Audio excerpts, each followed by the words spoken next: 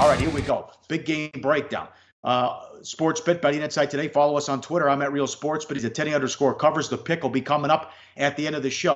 All of a sudden, we got a race, and the Cubs are imploding. They've lost 3 in a row, while Milwaukee's won 4 in a row, and the lead is down to 1 game in the division. It's Chacin against Quintana. Chacin is top 10 in ROI. Cubs are 125, 8.5 at home. I'm concerned about this Cubs bullpen. The offense has struggled, but the Cubs think they're finally getting healthy at the right time as they hope to get Hayward and Morrow back here. But they've struggled here late. It's interesting. Only down. This is when Milwaukee's supposed to fade. They've won 10 of 12. Well, yeah, I mean, the Brewers faded last year at this time after giving chase for a while for the Cubs. September was not pretty for Milwaukee backers, but it feels a little bit different this year. Scoring the game-winning run last night on a wild pitch against that Cubs bullpen. Here's the manager, Craig Counsell from Milwaukee. Quote, "We're trying hard to win the division. We can't try any harder. We're going to try hard. Nothing changes from that perspective. We're still behind in the standings. We still have to try to put a dent in it, and that's what we are going to try and do." Ryan Braun, quote, "You try to do the same thing you've done all year. Prepare the same way. Don't try harder.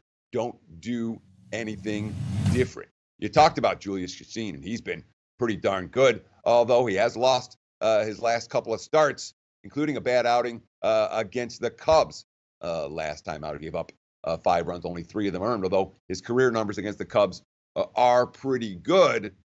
It's Chicago. You talked about some of the issues. They're not healthy yet.